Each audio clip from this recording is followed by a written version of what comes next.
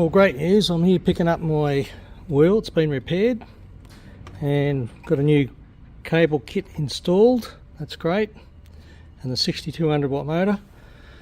But with the new Gen 2B52s, we're looking at an upgrade, and that is this motor. Now, quite a difference, much bigger motor. What is it, 8000 watt, I think? They call it a 4000. 4000. So, but it's got a much higher peak. Right, and a lot more torque. So, bigger diameter, so special custom spoke sizes to be made by Stealth. Get this motor installed, and it'll be interesting to see how that goes. But the other interesting thing is, pretty much the same motor that's in the back of this is what's going to go into our Stealth wheel. So it's going to be a very interesting episode when that one comes out. Done some repairs here, but what have we spotted here, John? We have a reverse button. Alright, it's got it turned on, and I just hit the reverse button and then just at the same time gradually turn the throttle and watch what happens. It rides backwards.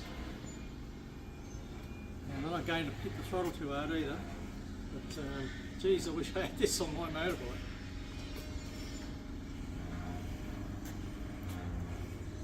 That makes life so much easier. So it's not a clutch, it's a brake. It's a brake, yeah, okay, so which would normally be a clutch. Yeah. That one's a brake. This one over here, front brake, like normal. Front brake, yeah, it's per normal. Okay. And put these back here. Alright, have a little lap.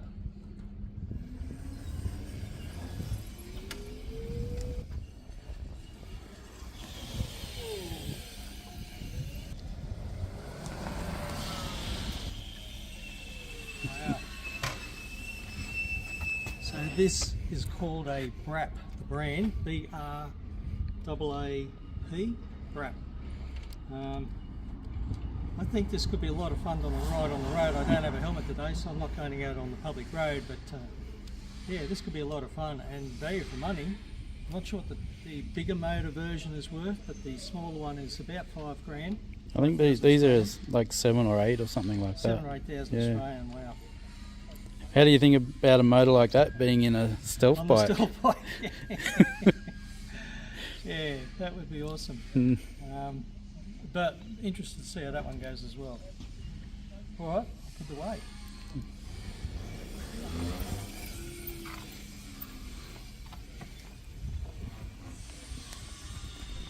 Guys, welcome back to the Secret Stealth Cave here, and I've returned from Catavolt up at Beresfield, New South Wales, where I had my motor repaired.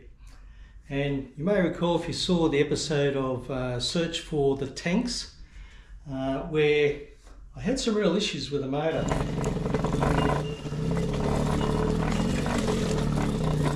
And just lost power.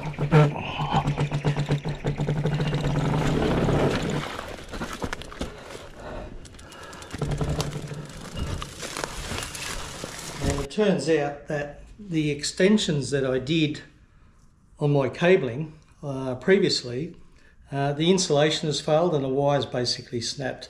So that's pretty much the cause of the problem right there. But also what's contributed to is these wires. Now these came out of the centre of the motor. They come out through the axle and then out through this section just here. Touching bare metal. Yep, shorten out, that's not good. No. So what happens is that this wire has actually been cut through on the insulation there, and that's shorted out big time because these are pretty heavy duty. They carry a lot of amperage and a lot of volts and a lot of load on these wires. So they shorted out. Anyway, long story short, it's stuffed. So I've been waiting now 2 months, and we finally got the cable set in. So this is a whole new wiring harness, and much longer too, which is a real bonus.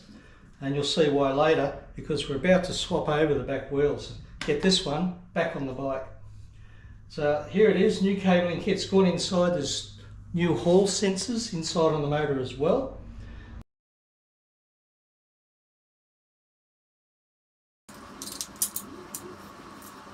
I do like to use a bit of marine grease on the threads and bolts. Marine grease because it's waterproof, keeps the water and mud out of the threads, and certainly prevents nuts seizing up on the threads on bolts and things. Well, I guess if you've got brake squeal, you could put a bit on your brake disc. Definitely stop the brake squeal and squeaking, but you won't stop real well. Remember, when you put your chain back on, it's the wide part to the back and the skinny part or the narrow part of that opening in the links that points to the front of your bike. That allows the teeth on the sprockets to come up, enter that hole underneath and engage in the links of the chain. But the extra long cables can be an advantage to make it easy to plug together, but it then means you've got cabling that you've got to do something with. So I've had to tie that up around the shock to get them out of the way and keep them away from the chain here. But now the big test.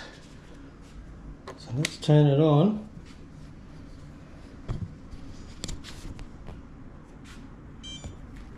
And yes, now at the risk of giving away our trade secrets, the caliper is loose. So what you do is you reach up, grab a handful of brake, squeeze the brake on, and of course that now aligns that perfectly with the disc. Holding the brake on, then tighten your bolts up. And once you've got this tightened, then your caliper is still aligned with your disc. Nice and firm. And we let go of the brake, we're good to go. Job done.